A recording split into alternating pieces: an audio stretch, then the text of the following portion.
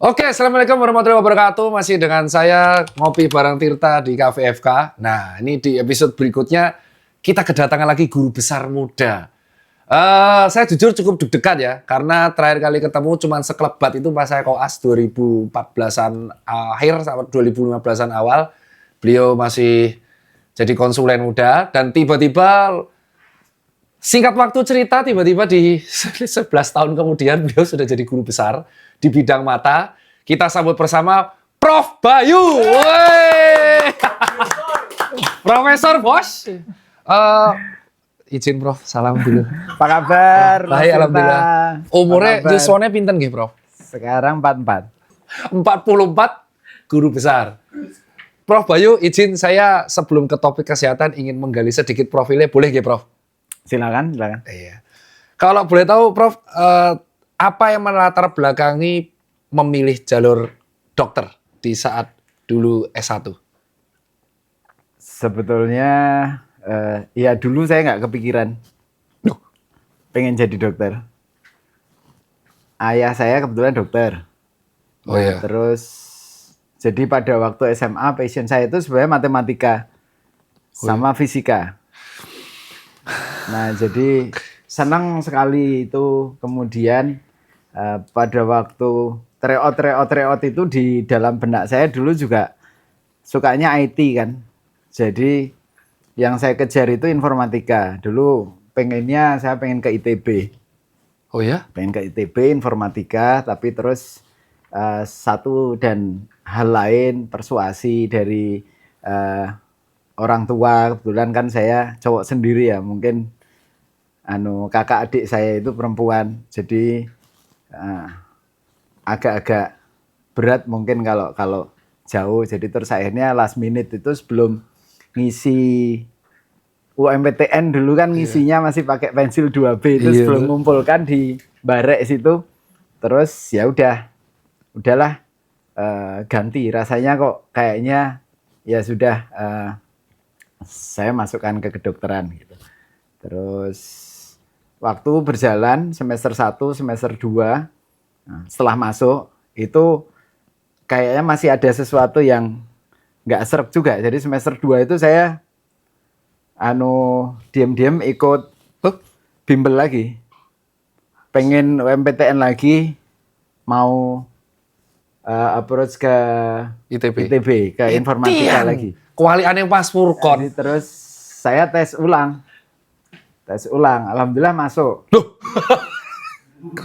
Tapi terus ya nimbang merenung, ya udahlah.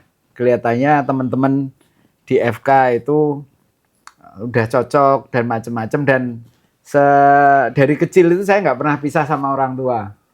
Jadi ya galau juga, wah nanti gimana bilangnya kalau ini udah keterima, terus gimana nanti kalau di sana sendirian dan sebagainya. Saya kan anak mami, jadi dulu sering diejek jejaka pingitan gitu, pingitan ibu gitu. Kalau nggak berani ketawa, Profesor.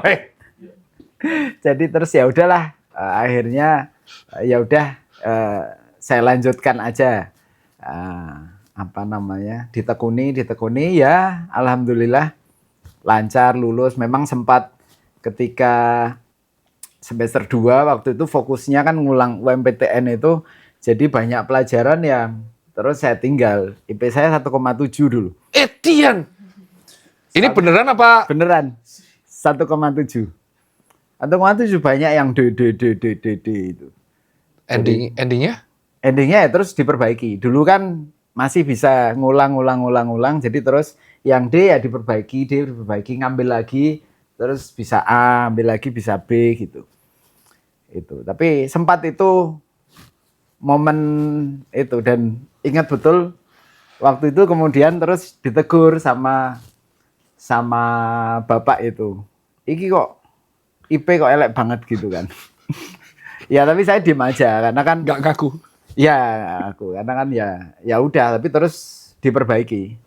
Pada waktu semester 3, 4 itu ambil mata kuliah yang sebelumnya jelek, saya ambil terus dapat bagus. Akhirnya yang masuk di KRS kan di SKS kan yang bagus. yang nilai perbaikannya. Inhal lah kalau kita bilang make up lah, make up, ujian make up.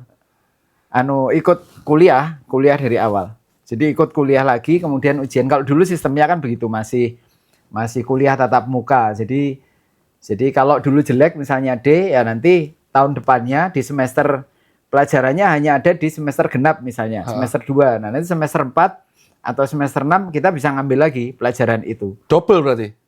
Ya, terus yang dipakai yang terakhir. Maksudnya di semester 4 belajar materi semester 4 sekaligus ngulang? Ya. Tapi lancar dua-duanya?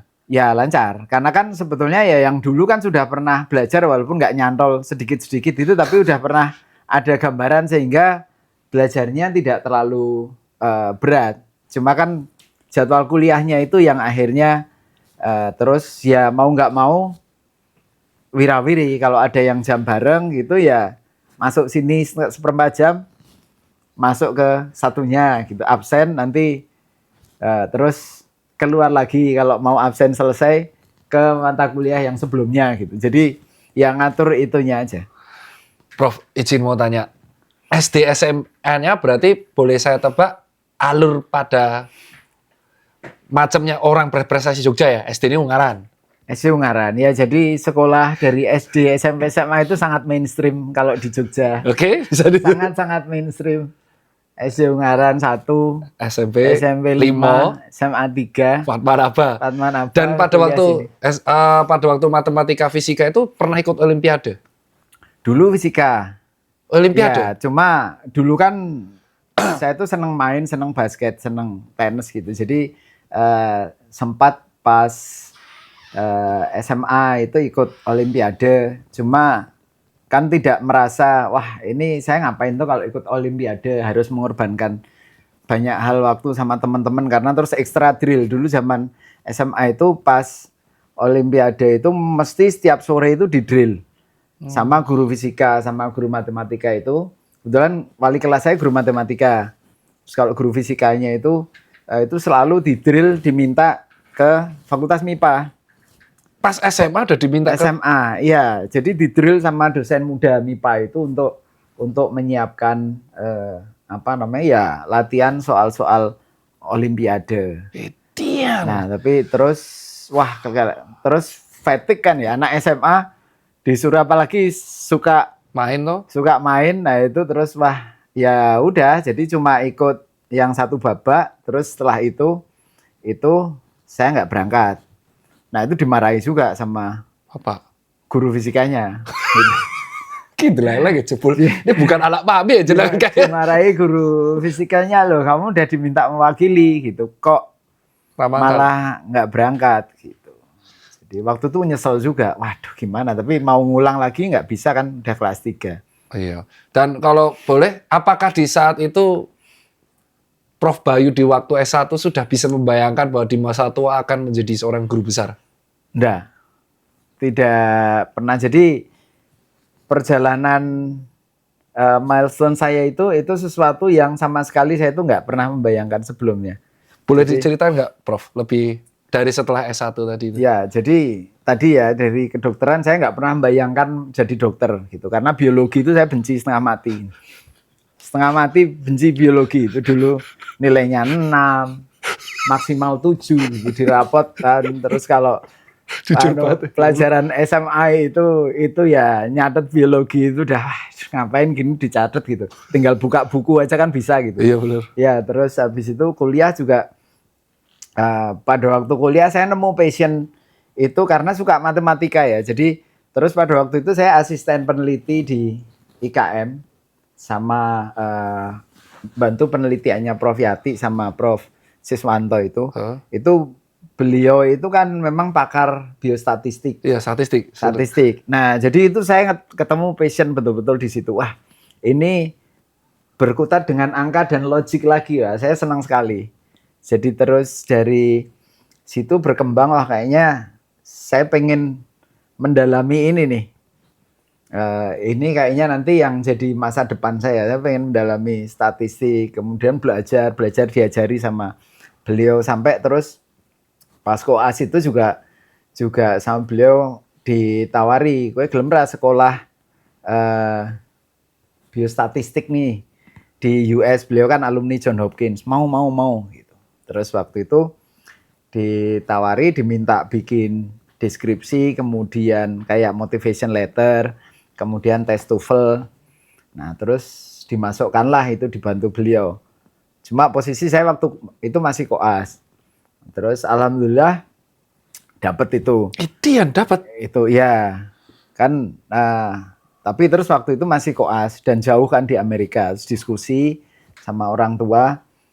Pokoknya pesannya, saya ingat betul pesannya Bapak waktu itu, koasnya diselesaikan dulu. Gitu. Pokoknya dokter.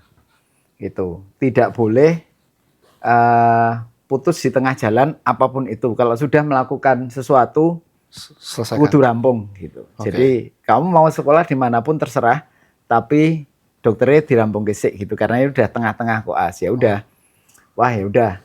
Terus waktu itu mau niat nanti kalau udah lulus dokter saya mau daftar lagi. Tapi terus pada waktu lulus dokter itu, nah pada waktu lulus dokter itu juga tidak disangka-sangka. Waktu itu saya sukanya tuh kardiologi atau pediatri. Yang betul-betul wah detail. saya seneng itu, wah saya suka kardiologi atau pediatri karena fisiologinya kan jelas ya. Kayak fisikal. Ya, nah tapi suatu ketika waktu itu nggak sengaja juga Prof. Suharjo itu salah satu guru besar mata itu tiba-tiba datang gitu, kemudian minta kamu masuk mata aja. Wah, saya juga jujur, saya itu terus terang tidak pernah membayangkan mata. Tidak pernah membayangkan mata. Ngomong karo guru besar. Iya, Di depan karena Prof. Harjo langsung. saya waktu koas pun itu juga sering bolos. Maksudnya tidak terlalu mengikuti. Lucu ya Allah. Nah itu tuh sebetulnya ada kejadian satu yang men-trigger itu. Pada waktu itu tuh tiba-tiba ada kasus polio. Polio muncul. Nah terus karena saya banyak bantu Prof. Yati, saya tak coba nulis artikel populer gitu di koran pada waktu itu. Nah terus iseng aja nulis artikel populer tentang polio, terus isu-isu kemungkinannya apa dari sisi historis sampai sekarang kenapa kok muncul lagi. Nah masuk koran dilalah. Terus kelihatannya Prof. Harjo baca. Nah terus waktu itu disamperin lah, kene aku butuh sing seneng nulis gitu. Gitu, gue mlebu moto gitu. Terus ya itu, terus jawaban saya itu tadi. Tapi terus beliau ya coba dipikir gitu. Ya saya istikharah seminggu ya Prof gitu. 1 minggu. Nah terus ya udah tenggat waktu seminggu, banyak diskusi sana sini. Itu kemudian ya dilalah beliau itu juga langsung woro-woro sama senior-senior termasuk sama Prof. Yati, sama Prof. Sis gitu. Bayu arep mlebu moto gitu. Loh, padahal belum masih sih. Padahal saya belum belum selesai istikharah gitu. Belum selesai istikharah, tapi terus ya udahlah saya anggap ambil sisi positifnya aja. Wah ya udah, mungkin memang jalannya seperti ini gitu. Terus saya ingat ya pesannya Bapak waktu masih koas saya mau apply beasiswa itu juga, ya wis pokoknya semua harus selesaikan. Apa-apa itu nek ditelateni itu kan hasilnya insya Allah akan bagus. Ya udahlah, mulai dari nol betul-betul belajar. Tapi terus waktu masuk residen awal itu terus kan saya sekolah dulu ke Australia, ambil S2 S3, kemudian pulang menyelesaikan PPDS, lulus 2014 akhir, wisuda Januari waktu itu. Nah kemudian ya udah jadi konsulen muda, kemudian saya fellowship 2017 akhir, berangkat di Melbourne, kemudian pindah geser ke Sydney sampai pandemi kemarin 2021 baru baru pulang mendalami retina. Jadi ya itu dulu juga subretina itu juga bukan memilih, tidak memilih, tapi karena kebetulan waktu S2 itu pembimbing saya dan di awal itu diminta untuk dampingi Prof. Harjo mendalami kornea dan bedah refraksi. Tapi terus pembimbing saya di tengah jalan pada waktu di sana baru 6 bulan jalan, itu beliau resign. Karena dapat posisi yang lebih yang posisi yang mengharuskan beliau tidak di Australia itu. Jadi Profesor Hugh Taylor itu terus beliau take up position di tempat lain, terus saya dilimpahkan. Nah, yang limpahannya ini itu juga masih muda. Masih muda, beliau orang retina, pakar retina. Itu malah lebih gegeri lagi. Beliau 38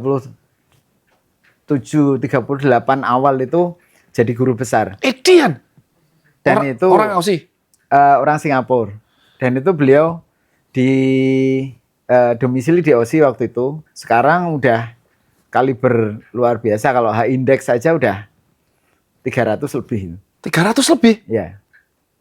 Itu baru, ngeri banget. Usia 38 guru besar, tulisannya papernya banyak banget tuh berarti. Banyak banget, dan fundingnya juga luar biasa. Jadi itu salah satu tokoh yang paling revolusioner di saat ini di dunia mata, terutama medicine, bidangnya AI. Nah itu, jadi dari situ memang sedikit banyak kemudian ya saya ngikut arus aja, kegeret, terinspirasi macam-macam, akhirnya terbawa ke sana kemari. Itu. Kalau ini saya bisa bilang kayak saya prodigi ya. Dokter pernah, Prof tuh pernah ngecek IQ, Prof? Ya dulu waktu masuk SMA kan ada tes IQ. Zaman masuk SMA itu pada waktu itu dilalah entah kenapa modelnya itu tidak murni NEM. Dulu kan sebelumnya kan pakai NEM ya. Pakai NEM. Nilai Eptanas. Ya, nilai UAN. Ya. Zaman saya jadi UAN. Udah nggak ada UAN. Terus ganti SMA 3 waktu itu 60-40. 60% itu, 40% tes kemampuan akademik. Jadi semua yang masuk itu. Jadi dulu NEM saya itu ya enggak yang tinggi sekali. Mungkin bukan di kuartil 1 lah. Oke. Mungkin ya di kuartil kedua gitu. Masih masuk lancar tapi tidak dianu. Tapi terus saya lupa nilainya berapa, tapi terus waktu masuk kan ke SMA 3 itu kan ya karena saya ngeceknya tuh dari bawah. Nilainya. Waduh, jenengku kok ra ono ya. Saya nurutinnya tuh dari bawah karena saya merasa nggak mungkin lah saya dari atas ngurutkannya, itu dari bawah sampai ke yang diterima waktu itu sekitar 230 kelihatannya, kalau enggak salah 228 teman saya satu leteng itu sampai ke nomor 50 enggak ada. Saya udah ya wes lah, pesimis gitu. Nanti tak teruskan lagi sebentar lagi. Terus saya ngurut dari atas gitu ke bawah. Loh, ternyata 20 besar.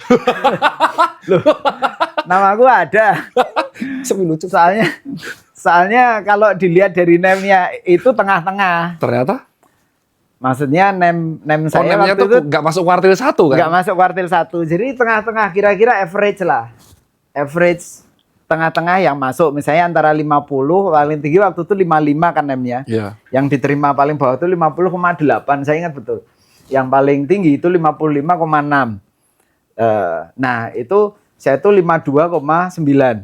Oh, mepet tengah ya. Tengah-tengah, memang betul-betul tengah-tengah. Tambah pakai tes akademik itu. Ya waktu ngerjakan sih juga bisa-bisa, tapi enggak yang terus yang yakin sekali gitu kan. Wong ngerjakan ya udahlah asal-asalan gitu.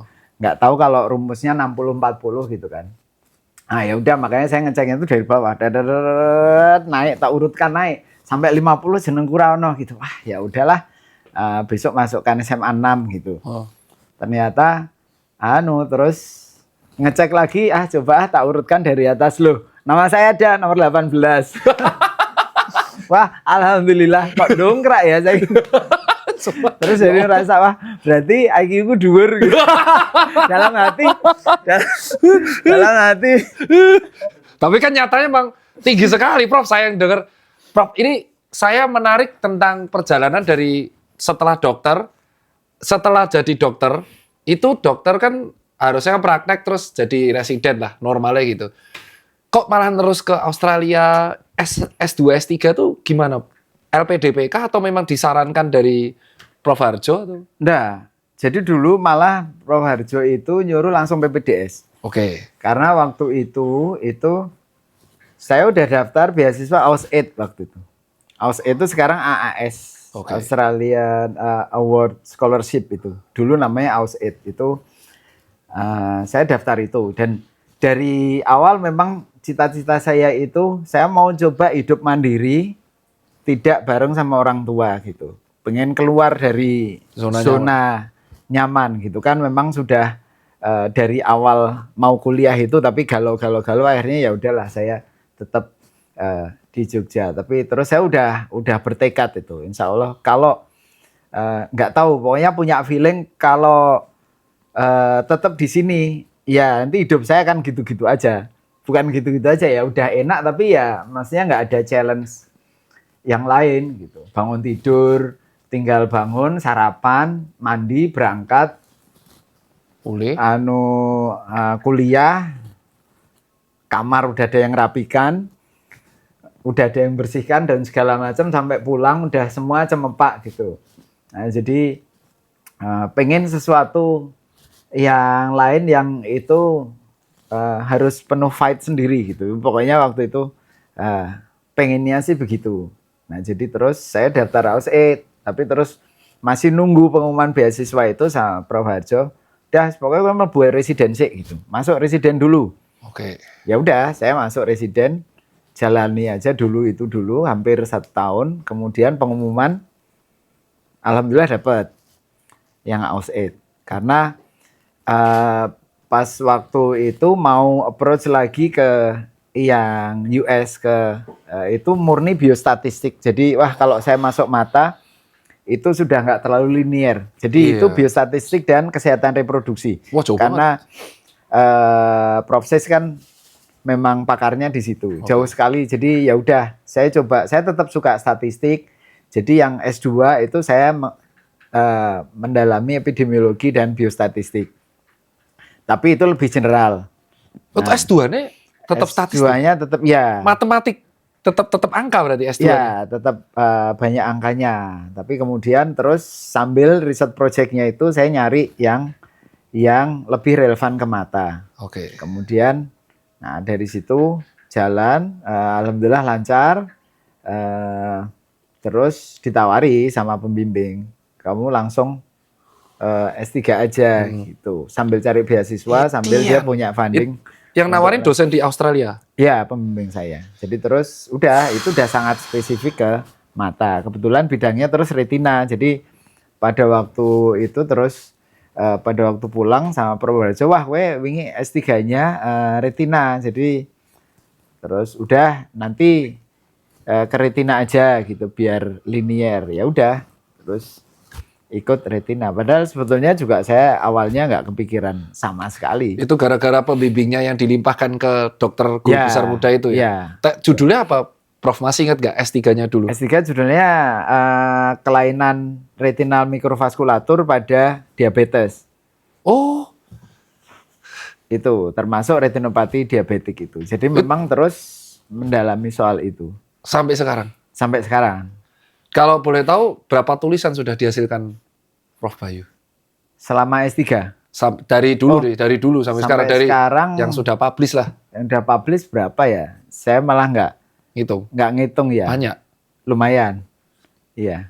Kalau syarat jadi guru besar tuh ditelepon lagi? Apa mengajukan diri? Nggak. Ya apa namanya, pada waktu pulang dari Australia yang fellowship itu 2021 saya pulang, kemudian mulai waktu itu pas Prof. Ova masih jadi dekan.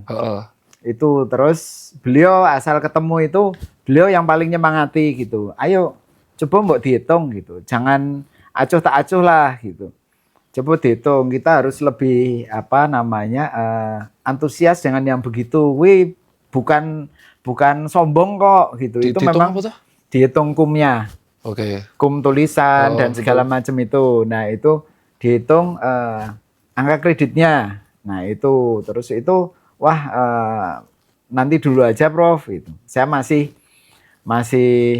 Pempak, kayaknya masih praktek muda normal. ya, ndak enak sama senior gitu. Terus enggak, pokoknya coba dihitung. Nah, beliau yang setiap ketemu itu terus udah dianu belum? Coba dihitung ya udah, terus ketemu beberapa kali terus akhirnya lo kok udah cukup kelihatannya ya udah Minimal berapa sih, Prof? 850. Iya. 850 angka kredit. Terus ada beberapa syarat khusus publikasi dan segala macam. Pub- Terus waktu itu ya akhirnya akhir 2021 itu saya ajukan aja. Publikasinya tebus berapa untuk yang Q1? Q1 ya alhamdulillah kebetulan mayoritas paper saya di Q1. Mayoritas Iya. ada 50. Mungkin sekitar itu. Itian. Karena topiknya. Jadi sebenarnya Q itu kan tergantung scope sama Tapi kan topik yang ngetren ya. Mas Tirta kan kayak sekarang followernya banyak gitu. saya Karena topiknya topiknya kan topik hot topic gitu. Iya. Nah, kebetulan retina, diabetes itu juga growing topik. Jadi ketika itu topiknya populer, itu banyak jurnal yang mau, apalagi terus penelitiannya bagus. Nah, itu potensial citasinya besar, banyak. Nah, itu jurnal banyak yang mau. Jadi waduh. tapi bukan berarti itu lebih hebat dari yang lain enggak. Enggak, Iya. membagi waktu ini piye, Prof? Kan Prof masih praktek tuh. Masih. 1 SIP. 3. Ya, tapi yang betul-betul aktif betul-betul aktif sebenarnya hanya 2. Cuma kan jam praktek saya juga saya bagi. Jadi tidak terus setiap hari praktek, enggak. Saya poli hanya Selasa. Selasa itu poli perjanjian, Selasa sore di Rumah Sakit Diab. Kemudian hari Kamis itu poli di Sarjito, kemudian malam itu di Rumah Sakit Diab, terus Jumat sore itu 1 jam saya poli perjanjian. Itu aja. Prof yang dengerin ini pumet ya, kobong. Bagi waktu nih, Prof. Piye, Prof? Kan jenengan katanya juga nulis. Maksudnya menulis itu butuh waktu, Prof. Itu yang bikin ribet adalah menulis butuh waktu. Saya tebus tuh paling ya Q3 itu paling 2 atau 3 tok. Cara bagi waktu untuk belajar sampai terus-terusan, lifelong learning, praktek, berkeluarga, nulis. Itu bagi waktu ini piye, Prof? Kalau sehari-hari itu cukup sering saya bagi. Jadi Senin itu adalah hari akademik. Oke. Senin dan Jumat pagi. Senin dan Jumat pagi, Senin dan Jumat pagi sampai Jumat sore itu hari akademik. Jadi ya sebelum dapat SK guru besar itu saya masih cukup bisa dengan strict bagi itu karena acara rapat kemudian kewajiban-kewajiban lain itu belum sepadat sekarang. Jadi dulu itu pokoknya kalau Senin saya nggak mau diganggu gugat. Itu isinya konsultasi sama bimbingan atau saya baca nulis atau nulis proposal. Udah. Kadang-kadang ketemu asisten peneliti, diskusi macam-macam. Pokoknya itu hari riset.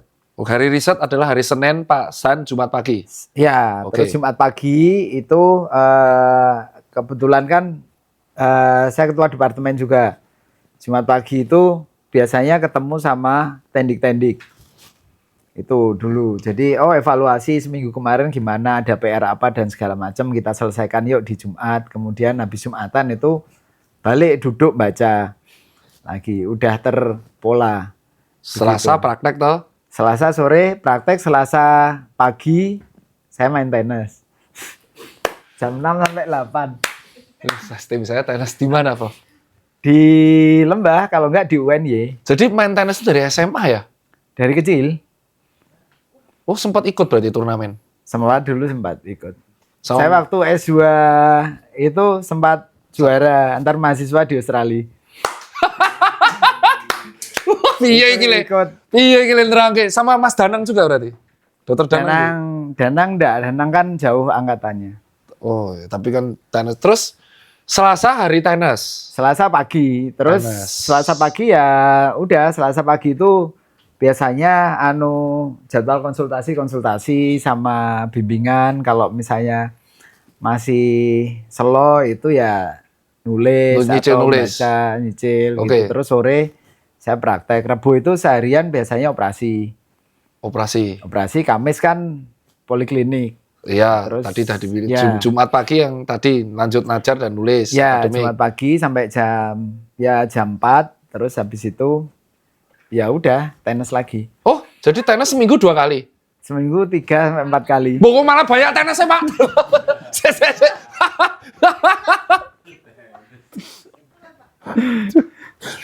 Sabtu tenis. Sabtu pagi kalau nggak tenis saya renang. Ngeri Minggu pagi, minggu yang itu rutin. Jadi kalau ada acara luar kota itu saya bela-belain, misalnya rapat dari Jumat atau Sabtu, naik kereta Sabtu malam.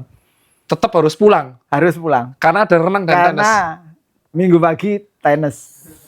Kalau misalnya itu Jumat, ya saya bawa raket. Acara Jumat gitu misalnya harus berangkat Kamis malam.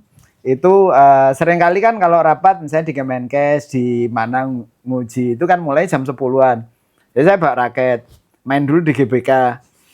Ada teman-teman itu jadi pagi jam 6, jam 8, udah terus mandi. Baru Seneng. acara itu Jumat sore. Dari kemarin kan yang dokternya hobi lari karena saya sama nge-gym. Akhirnya satu nih, tim saya hobi buat tenis. Dapat support. Jadi lebih banyak jadwal tenis daripada jadwal praktek. Kira-kira gitu. Ya ampun, Prof. Prof, nah sekarang kita akan ke segmentasi karena tertarik banget dengan retina dan diabetes karena itu kan S3-nya. Ini mitos atau fakta nggak sih bisa dijelaskan secara detail dari sesuai dengan profesinya Prof? Diabetes retinopati atau kaitan penyakit retina pada diabetes itu cenderung terjadi di anak muda dan trennya meningkat. Itu ya betul. Jadi sebetulnya karena itu pergeseran dari onset diabetes. Iya, Prof. Diabetes itu semakin ke sini itu onsetnya semakin awal. Loh. Jadi tipe 2 yang metabolik diabetes itu onsetnya semakin maju. Jadi kalau dulu 50-an, Oke. 1-2 dekade lalu itu diabetes itu mulai usia 50-an. Nah, semakin ke sini geser lagi, maju 1 dekade 40-an. Terus sekarang yang 30-an tahun itu juga kena metabolic disease, itu juga sudah banyak sekali pasien-pasien saya yang dengan komplikasi sudah berat itu di usia 30-an ketika periksa. Terus dari saya kan bikin kohort di Jogja, kohort diabetes itu untuk lihat komplikasinya. Itu juga dari pertama kali kohortnya kita bangun 2012 itu sampai sekarang screening itu kita masih ngumpulkan kohort itu, tren pergeseran usia juga sangat kelihatan, Mas Tirta. Jadi dulu itu yang usia terdiagnosis awal usia di bawah 40 Sekarang? itu paling 10-15%. Sekarang semakin banyak. Jadi bisa 30-40%. Oh ya? Itu tren yang di puskesmas yang terdiagnosis masih muda. Tapi kohortnya belum publish itu.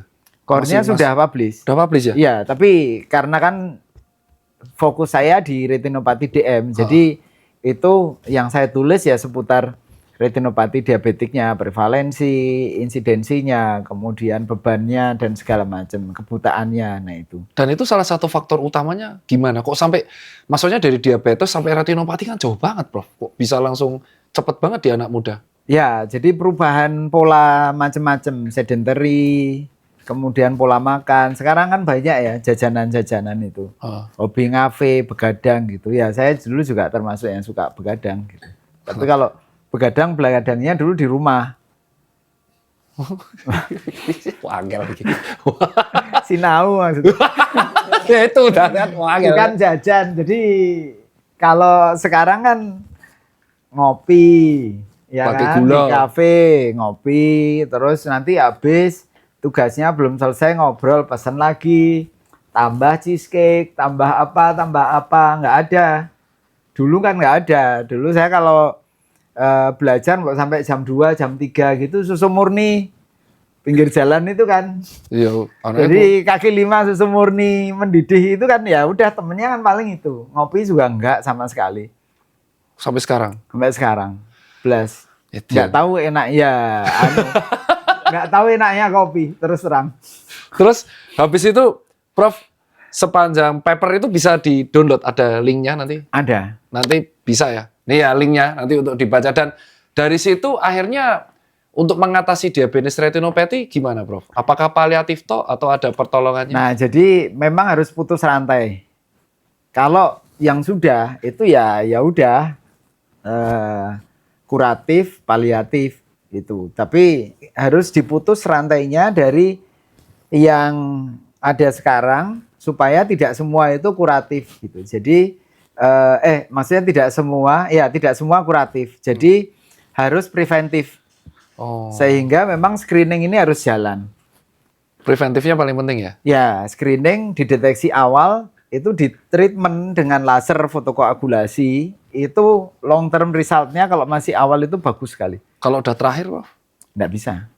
Ya udah, cuma keluar masuk rumah sakit. Memang seperti HD, seperti terus itu dia bleeding lagi, kan itu rentan perdarahan, rentan ablasio, itu nanti udah lumayan ablasio, udah lumayan berdarah lagi, terus harus tindakan kontinu yang itu berkelanjutan dan terus-terusan. Dan jangka waktu dari terdiagnosa diabetes sampai akhirnya kena diabetes retinopathy itu berapa tahun, Prof? Kalau tipe 2 secara teori yang terkontrol itu 10 sampai 15 tahun. Itu yang terkontrol. Itu baru terjadi diabetes. Baru terjadi retinopati yang awal. Yang awal itu masih bagus. Oke. Nah, dari tahap awal ke tahap sedang atau berat itu butuh 10 tahun sampai 15 tahun lagi. Lama sebenarnya kan? Lama kalau terkontrol. Makanya kalau terdeteksi awal itu misalnya di tahap awal terus kita lakukan laser. Nah, itu mendelay secara signifikan. Oke. Kalau misal uncontrol? Uncontrol itu ya 2 tahun.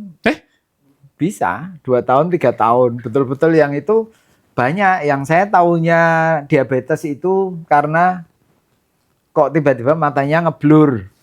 Terus cek baru. Bahkan yang datang saya nggak bisa lihat tiba-tiba kapan hari. Terus saya lihat, wah ini retinopati nih gitu. Coba cek gula darah gitu. HbA1c 16. Aduh.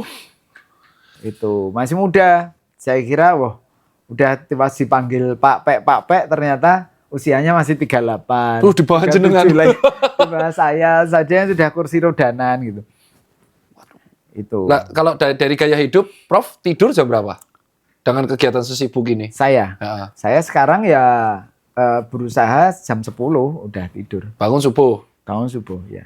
Tapi waktu sampai fellowship kemarin itu memang ya nggak tahu karena mungkin adrenalin dan sebagainya dari S3 sampai 2021 kemarin itu juga nggak bagus juga karena praktis tidur hanya 3 jam sehari. Karena ngejar buat belajar itu ya? Ya, karena kan wah sangat termotivasi ya. Boleh share IPK-nya nggak sih, Dok?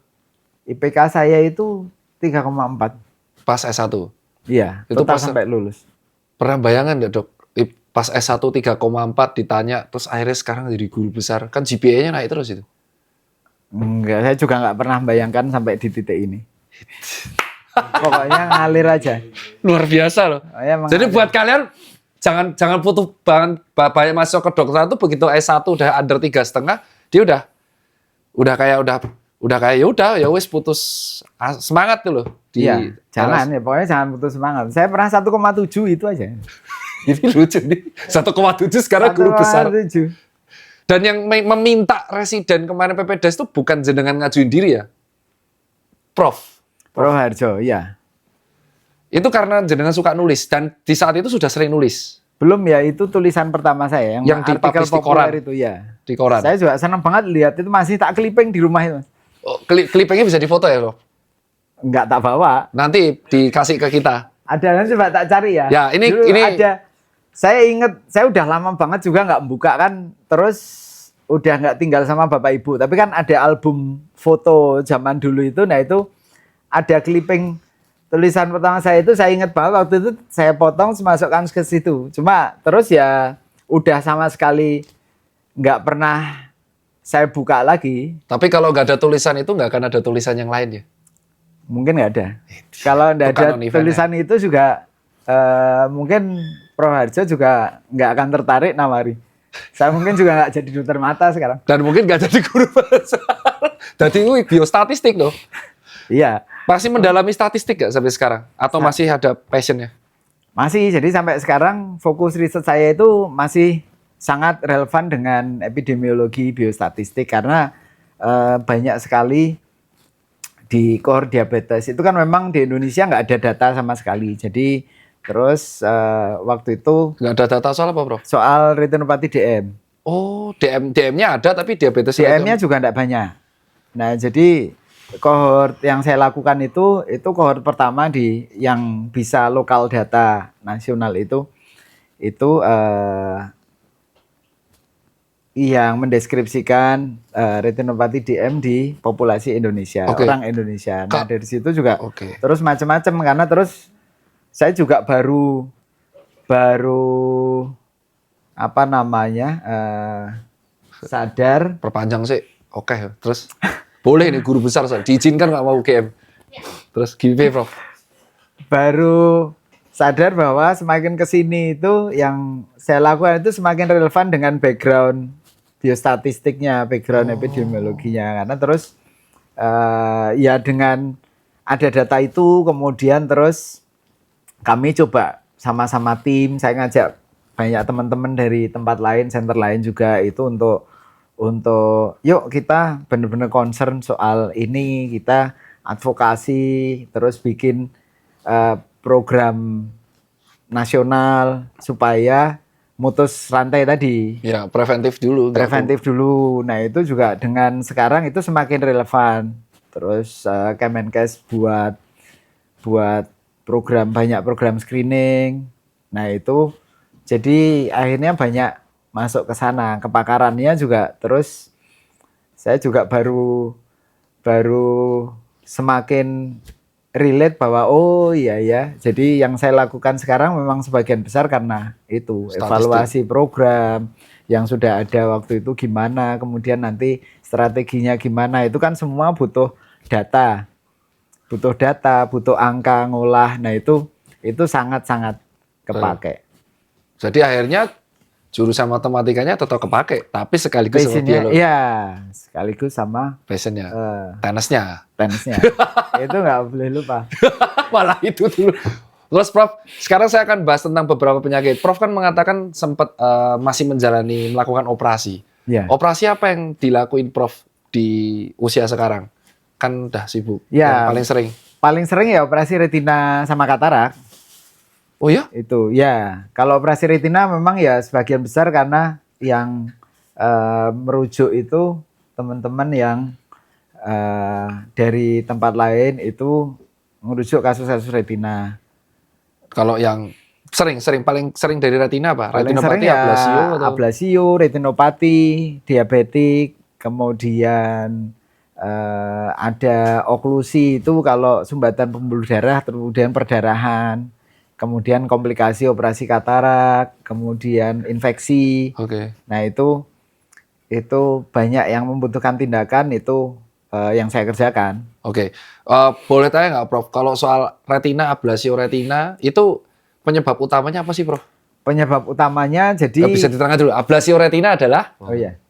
Ablasio retina itu terlepasnya retina dari dinding bola mata.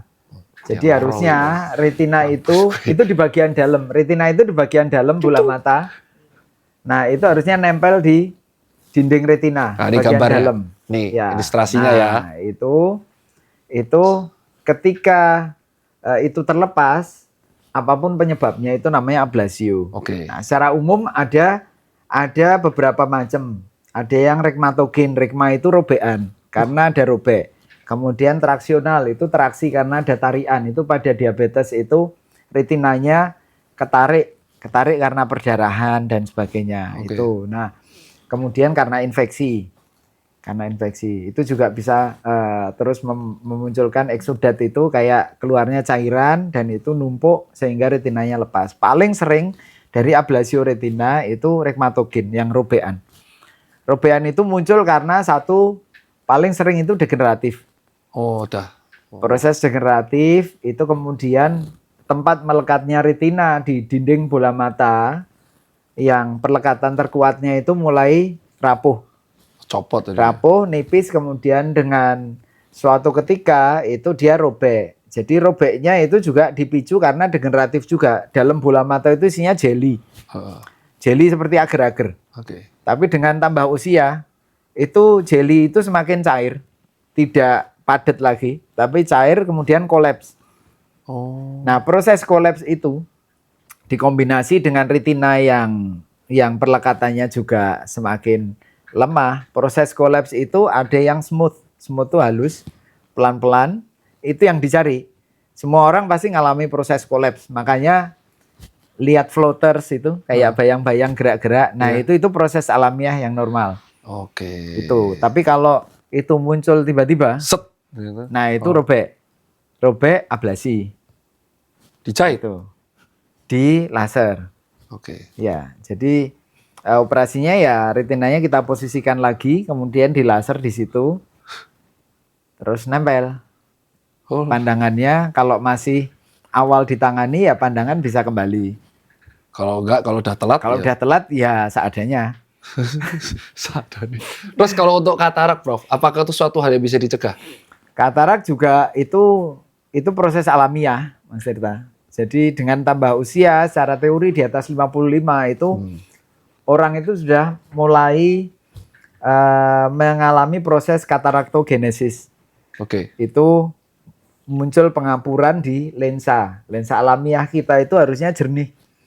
Ketika kita lahir, bayi itu lensanya jernih, terus muncul proses pengampuran di situ, jadi mulai keruh.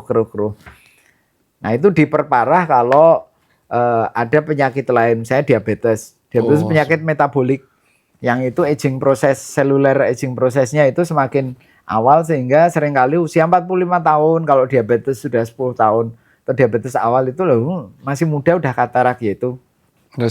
Bisa karena itu penggunaan obat-obatan lain, tapi kalau normalnya itu di atas 55 itu baru mulai proses. Oke. Dan ini berarti jelas ya buat teman-teman, karena banyak teman-teman yang bertanya, katarak iso dicegah, Dok? Nah, udah dijawab langsung sama ahlinya ahli. Dan pertanyaan berikutnya tuh masih bertanya soal pertanyaan-pertanyaan receh yang receh sih menurut saya, tapi karena penasaran biar langsung ditanyakan. Gak apa-apa ya, Prof? Oh, gak apa-apa ya, Prof ya? Dengan senang hati. Waktu ini aku malah di semes gue raket loh. Pertanyaan pertama, Prof. Sebenarnya lasik itu ada dan banyak yang mengembar-gemborkan apakah ada seminimal itu side effect-nya atau memang itu disarankan dari dokter mata untuk orang-orang yang pengen mengurangi miopinya atau hipermiopinya? Lasik itu memang efeknya minimal sekali. Jadi semakin advance teknologi lasiknya itu lasernya semakin advance, kemudian dengan teknologi yang sekarang itu memang side effect-nya itu sangat minimal. Bisa dibilang secara umum ya hampir tidak ada. Paling sering itu dry eye. Oh. Jadi matanya terus jadi cenderung lebih kering. Yang disarankan bisa menggunakan lasik adalah yang usia berapa? Kan Prof sama saya sama nih. Ya, jadi yang disarankan ya masih muda. Karena tetap lasik itu ada lifespan-nya. Ketika kita di atas 40, itu mulai presbiop kan? Iya betul. Ya, mulai presbiop. Jadi kalau presbiopi. Presbiop, kemudian nanti 50-an katarak gitu. Nah, katarak sendiri itu kan prosedurnya kan lensa itu kita ganti, ditanam lensa. Ya. Sehingga kalau misalnya tadinya min 3 itu bisa jadi 0. Ya. Min 4 bisa jadi 0. Nah, kalau lasik di usia mendekati 50, yang 5 tahun lagi misalnya secara teori itu akan perlu katarak, operasi katarak. Ya, lifespan lasiknya hanya 5 tahun kan eman-eman. Daripada Dua tindakan ya udah nunggu aja 5 tahun lagi atau berapa tahun ketika sudah perlu operasi katarak. Tapi kalau dilakukan di usia muda, nah itu kan panjang. Lifespan-nya. Manfaatnya itu kan bisa panjang. Misalnya masih kepake nih 30 tahun gitu. Nah, manfaat lasiknya kan kepake 30 tahun gitu. Iya, baru panjang. Baru panjang ya. Oke, nanti kejawab nih mitos faktanya. Jadi semakin muda, minusnya sudah parah banget atau hipermetropia atau miopinya parah, baru bisa semakin muda semakin bagus dan side effect-nya minimal nggih, Prof? Ya, tapi juga ada term and condition lain, yaitu jangan terlalu muda juga. Karena kalau dia masih growing, oh iya benar kan masih saya growing sama ya. aja, saya. Jadi kalau masih remaja usia 15-16 ya jangan. Idealnya ya sekitar 20. Oke, sekitar Itu 20. kan teorinya kan physical development juga sudah selesai. Terus di screening dulu ketebalan korneanya itu berapa, kornea itu bagian depan itu layak dilasik apa enggak. Kemudian dilihat dalam 1 tahun minusnya itu tambah berapa sih. Kalau dia minusnya masih tambah-tambah ya jangan dilasik dulu, nanti habis lasik nambah lagi juga. Oh ya percuma. Itu ya, jadi yang ideal begitu. Kemudian di screening dia layak berapa gitu. Kadang-kadang kalau minusnya terlalu tinggi 14, di lasik juga sisanya masih Ada. 7, 8 gitu. Ya kan jadi nggak sesuai juga. Harapannya kan lasik kan 0. 0. Itu tanpa spesialisasi kacamata. mata juga tuh. Mata itu di bedah refraktif. Oh, bedah refraktif berarti sub ya. Sub bedah refraktif. Ya. Kalau berikutnya, mitos fakta berikutnya ini agak receh. Dah dijawab ya. Nggak apa-apa toh, Prof, nggak apa-apa. Oh, aman. Nah, angkat beban kalau berlebihan ngeden menyebabkan retina copot atau mata berdarah atau menyebabkan buta sesaat. Itu pripun? Kalau retina copot tadi selama tidak ada proses tadi Oke. yang saya jelaskan di awal tadi, degenerasi, vitreous collapse dan lain-lain itu aman-aman aja. Oke. Jadi yang mungkin terjadi itu seperti manuver falsafa. Oh ya, falsafah. Falsafa itu ngeden yang Ngeden terus berlebihan. ya dalamnya, oke. Nah, kalau misalnya ada seperti aneurisma kecil di pembuluh darah, dalam hal ini misalnya di retina, nah itu dia bisa pecah. Oh. Itu bisa pecah, tapi kalau itu masih muda, vitreous, retina masih nempel bagus, vitreous masih bagus, ya itu pecah temporer aja. Dia akan absorb sendiri, terus kembali seperti semula. Oh. Jadi oke. angkat beban juga misalnya ada aneurisma di otak, saya enggak tahu mungkin teman-teman Bedah saraf ya. bedah saraf kan itu juga ada potensi juga kan. Karena Iya, betul. kalau falsafa Iya. itu bahkan ada pasien saya yang tidak angkat beban, cuma sembelit ke belakang itu terus tahu-tahu lihat blank spot Oh. di tengah. Oh, jadi kayak dead pixel ya? Ya, kayak seperti dead pixel. Dead pixel yang motor. Tapi ya itu dibiarkan 1-2 minggu Balik meneh. balik, ya itu kan absorb sendiri Iya, kemudian hilang. Jadi tidak, selama tidak ada kondisi khusus ya angkat beban nggak ada masalah. Nah, dah kejawab. Pertanyaan terakhir sekaligus nanti sebelum penutup, Prof. Main HP terlalu lama itu menyebabkan mata sakit. Penyebabnya adalah cahaya terang dan radiasi. Yang betul sebenarnya gimana, Prof? Jadi handphone itu sekarang kan teknologi layar juga semakin maju. Oke. Tapi yang tidak bisa dihindari adalah sebetulnya bukan cahaya terangnya. Tapi ketika kita lihat screen nih misalnya, nggak apa-apa saya mengeluarkan handphone saya lawas dan bukan yang ini jadi nggak dikira flexing. Guru bes ini iPhone 11 tuh. 13 mini. 13 mini loh. Kan wis produksi. Kan nggak dikira flexing. Nah jadi kalau kita lihat begini, bukan karena sinar terangnya, tapi sebetulnya yang kita lihat sebagai still image di sini itu adalah flicker. Oh. Flicker. Apalagi kita nonton YouTube, terus yang moving image, bahkan yang still begini ini sebenarnya itu flicker. Flicker itu sekian ratus kali kan berapa hertz gitu kan ada. Okay. Itu sekian ratus per detik. Nah itu saking cepatnya kita lihat sebagai still image karena kan jadi kelihatan kayak kalau multiburst kamera itu kan berapa frame per second, ini berapa ribu per second. Tapi retina kita itu bisa nangkep itu. Tapi nganggapnya kita otak menganggap itu itu still image. Nah, dari situ itu sel-sel fotoreseptor itu sebetulnya kerja mati. Karena sel fotoreseptor itu nyambung sama sel ganglion itu ada ganglion on and off. Kalau flicker nyala, dia on, flicker mati, dia off, gitulah gampangannya gitu. Secara teori. Nanti kalau tak jelaskan detail nanti dikira saya flexing. Keminter. Guru besar ya, Prof. Rela sewani komen gitu, Prof. Jadi gitu. Nah, dari situ itu metabolisme retina itu salah satu organ yang paling kecil tapi metabolismenya sangat besar. Itu menstimulasi metabolisme otak juga karena jarak dari optic nerve ke lobus occipital belakang sini, otak bagian belakang itu jalan terus dengan flicker itu ya jalan terus. Makanya rekomendasinya adalah bahkan kalau sebelum tidur itu kan 1 jam itu off dulu. Oke, betul. Karena apa? Karena otak kita alert. Dengan lihat ini walaupun sebentar, otak kita tuh alert. Jadi kita kayak awake, alert gitu. Walaupun ngantuk-ngantuk tapi otaknya alert. Itu malah ganggu kualitas tidur. Sama ya kayak badan kita itu kan kayak terus habis lari. Kayak fight and flight terus. Iya. Iya. Jadi apalagi terus tambah lihat, wah ini nih ada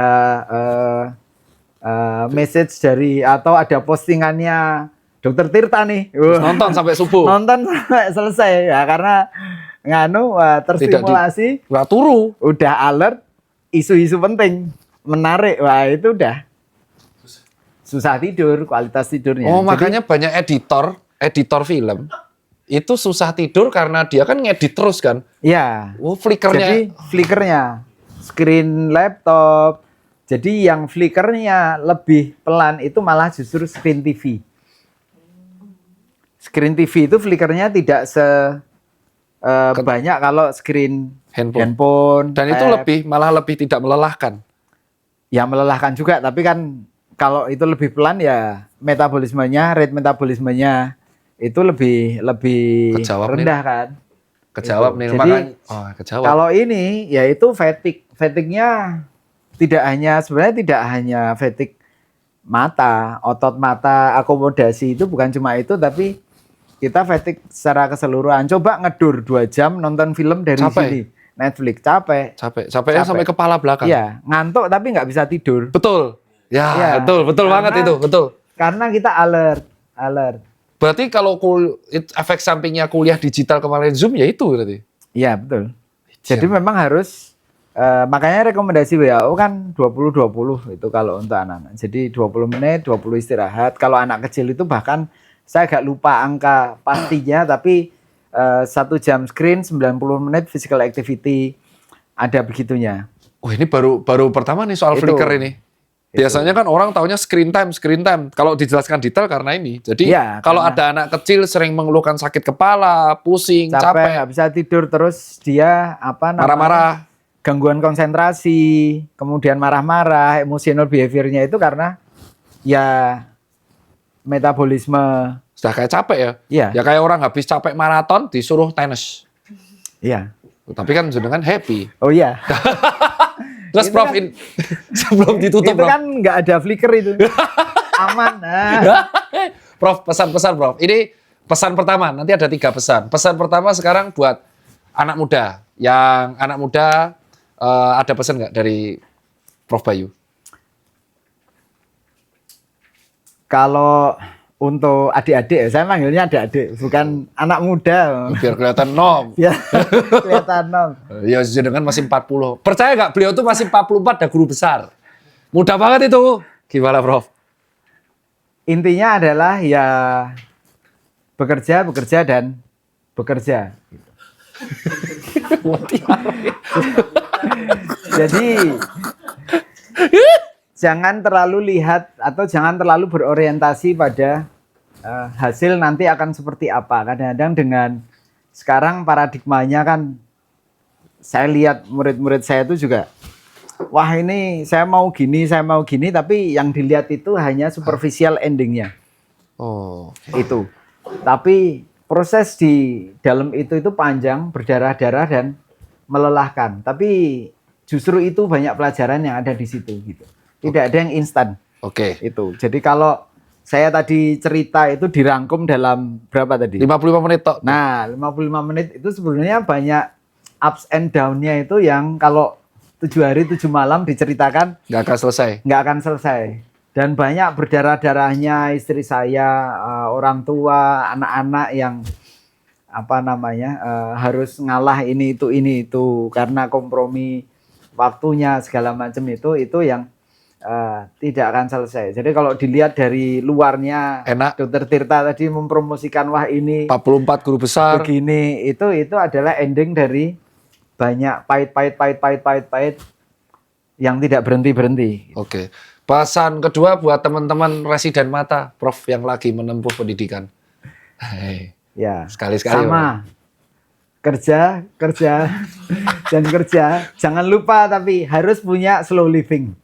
Ada me time, ada slow living. Nah itu balance, itu harus di-balance. Dan sekali lagi juga jangan hanya lihat endingnya. Proses itu penting, yang itu mendewasakan kita semua itu. Jadi dari pahit-pahit itu justru kita belajar gimana berstrategi supaya kita bisa mengatasi kegagalan dan segala macam. Kemudian juga jangan dilihat dari konsulen-konsulen yang wah ini saya pengen kaya seperti itu, saya pengen ini. Enggak. Pokoknya kerja-kerja biar karya yang berbicara. Rezeki itu jangan dicari tapi biar rezeki itu yang nyari kalau kita itu karyanya bagus. Iya. Dan yang terakhir, seberapa penting sih tenis bagi seorang Prof Bayu? Wah, ayo gimana? Seberapa penting? Iya. Jika disuruh milih ini analog ini kan belum pernah nih. Nggak ada residen yang berani tanya soalnya. Hanya saya berani tanya. Jika disuruh milih, dunia sudah berakhir. Dokter Prof disuruh milih, 1, menulis, 2, praktek, 3, tenis. Saya milih tenis lah. Ya Allah. Wah! Ya itu seperti istri kedua saya. Yang istri saya nggak pernah cemburu kalau itu. Tenis. Koleksi raket berapa?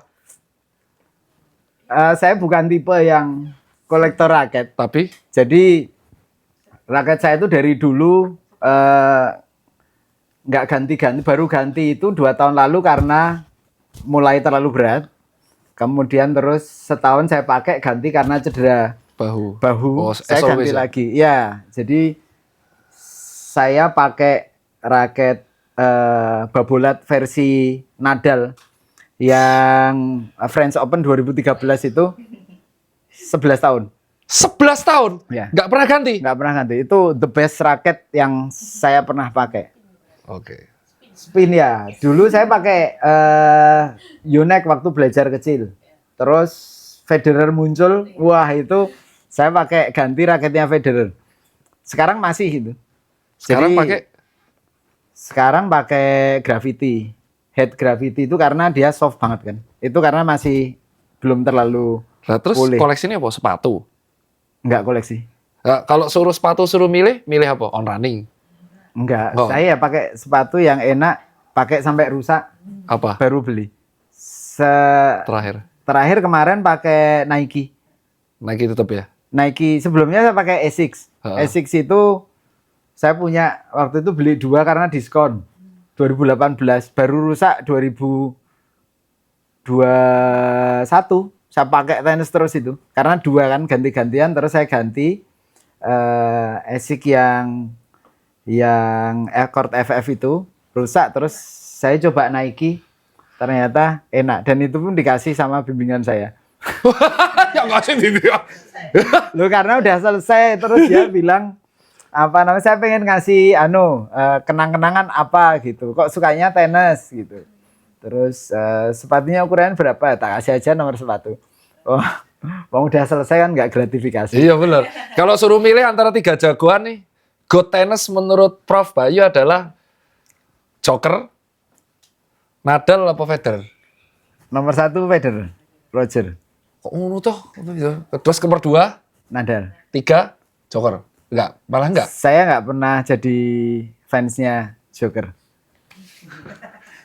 Karena ya pengagum mainnya, tapi susah untuk menginterpretasikan mainnya. Jadi kalau penonton biasa itu dia nggak paham mainnya Djokovic itu boring, sangat boring. Tapi sebenarnya sangat kompleks karena dia bisa ngatur ritme, dia sangat konsisten sehingga nunggu musuhnya bosen attack.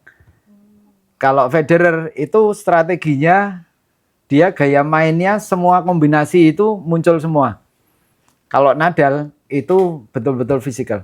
Power ya. Power, physical sama spin. Kalau sekarang kan ada yang muda. Alcaraz. Alcaraz itu punya tiga karakter itu. Tinggal mentalnya aja dia. Seru kan Mas? Nah, hanya di sini seorang guru besar Mas tenis. Jadi sekarang jagoannya siapa? Kan udah pensiun. Saya Alcaraz. Alcaraz. Ya, padahal Federer buat sepatu loh on. Ora dituku, ora saya ditumbas. punya sepatu on runningnya. Tapi nggak beli on tenis ya? Coba. Enggak, karena di kaki saya nggak cocok. Oke. Sekarang jago Alcaraz. Sekarang saya senang Alcaraz karena wah dia true potensialnya belum keluar. Karena mentalnya belum jadi menurut saya. Itu aja udah juara loh. Ya. Kalau mentalnya jadi dia bisa udah tinggal setahun 4 Grand Slam aja. Iya. Udah pernah nonton langsung Grand Slam? Sering. Berapa? Apa aja? Ini masih lanjut karena ini belum pernah ya. Nggak apa-apa ya teman-teman. Apa aja sering ditonton tiap tahun? Oh, dulu waktu di Australia saya tiap tahun nonton Australia Open. Sempet kan Januari pas libur. Summer break. Oke. Summer break. Itu anak saya yang nomor 1 juga ceritanya itu karena Grand Slam. Jadi suka juga tenis. Oh, istri saya waktu hamil 39 minggu itu. Halo. Itu waktu itu 2012, semifinal Nadal Federer. Pas itu Nadal menang. Jadi itu sampai udah kontraksi gitu. Tetap nonton. Aduh, Mas ini ini memang apik banget. Oh, ini memang seru banget ini. Aku ya sesek gitu kan. Aku ya sesek. Ayo. Gitu. Aku ya sesek. Jeneng anake ada kaitan sama tenis. Rafa namanya. Yang pertama. Yang pertama, yang kedua? Yang kedua Arya. Itu nggak ada kaitannya sama tenis. Karena terus habis itu kan Nadal menang. Itu main 5 set tuh. 5 set terus ya udah yuk. Ini mungkin kali terakhir kita bisa ngedit romantis gitu. Nanti kan habis ini udah ada baby, udah nggak akan sempat lagi, udah yuk. Terus kita makan tuh. Di Melbourne itu ada resto Jepang, resto yang ya pokoknya resto Jepang mahal, tapi karena itu kali terakhir saya pengen ngajak dinner romantis, itu saya ajak ke situ. Itu di atasnya kasino, ngadep Yara River, itu view-nya memang wah romantis sekali, pinggir jendela. Udah lagi makan, lagi order, tiba-tiba duk datang. Siapa? Duduk sebelah kita. Siapa? Nadal. Hah? Dia habis tanding. Ketemu. Foto. Saya bilang, itu Nadal. Terus istri saya nggak percaya. Oh, dia aja habis tanding lama banget toh. Masa nggak tidur gitu. Terus malah makan di sini. Lihat aja, tangannya segede pupuku tak gitu. Tangan kirinya segede pahaku. Itu si Nadal. Terus istri saya googling. Oh, itu betul Nadal. Terus dia langsung aja, halo gitu, kita habis nonton gitu, boleh nggak foto? Terus ternyata dia orangnya friendly sekali. Dan yang lucu, saya nonton mereka makan nasi 2 piring. Dia cuma makan salad. Sama edamame. Ini yang nonton lapar. Ini dia yang habis tanding makanya cuma edamame sama salad. Aku makan 2 nasi 2 mangkok sama teriyaki sama macam. Sendiri beli ya? Nadalnya sendiri? Dia ada kru, beberapa kru. Iya, dan saat itu alasan kenapa anak pertama dari jadi. Terus ada Tony Nadal itu yang pelatihnya, sama ada satu lagi. Jadi mereka bertiga duduk persis sebelah mejanya, cuma ke sela aisle kan karena beda orang. Jadi dia duduk situ, kami duduk sini pinggir jendela sambil memandang-mandang gitulah. Besok babynya kasih nama siapa ya gitu, pas itu juga lagi gitu kan. Terus begitu Nadal.